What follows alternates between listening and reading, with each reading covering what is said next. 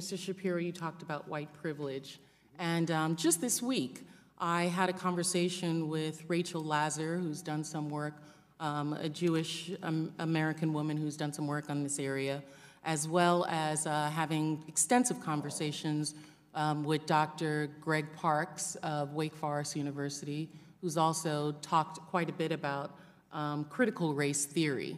And it's my understanding that white privilege is not telling individuals that they cannot speak, but it is a term for societal privilege that individuals have as a benefit of their white skin.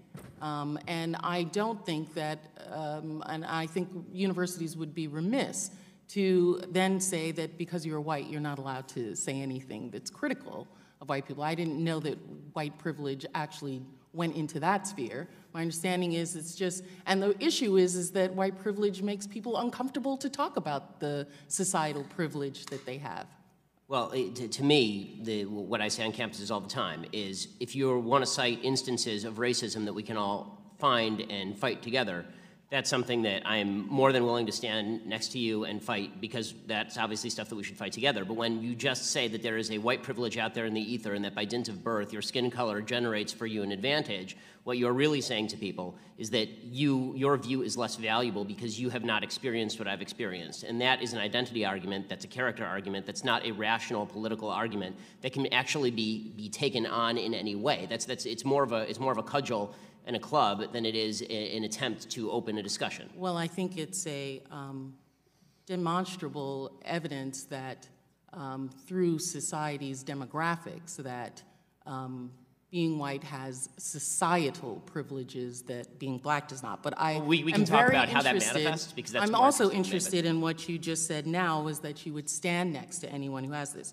So, Mr. Shapiro, my question to you is, for Ms. Dunston, the tying the noose around the campus and writing messages that target African-American young students, would you consider that hate speech, and then would you stand next to her and fight for her? As I say, I would. This is the first I'm hearing about it, honestly. But really, yeah. But from hearing about it, maybe because it's local. I mean, I'm from LA. But in any case, I'm more than happy to stand alongside her and fight whatever group was responsible for this. Not only more than happy. I mean, you're talking about the alt-right. Again, I was the #1 target of anti-Semitic harassment from the alt-right last year. So I'm more than happy to do all that. And I think there's one more distinction that has to be made. When we talk about cases like Taylor's, they're horrific, and the administration is siding with Taylor. Okay, the administration is doing the right thing by Taylor, or trying to do the right thing by Taylor, as they should be. And I think that we need to make a distinction between cases where the administration is actively participating in the suppression of speech and cases in which the administration is trying to do the right thing in order to punish people for application of crime.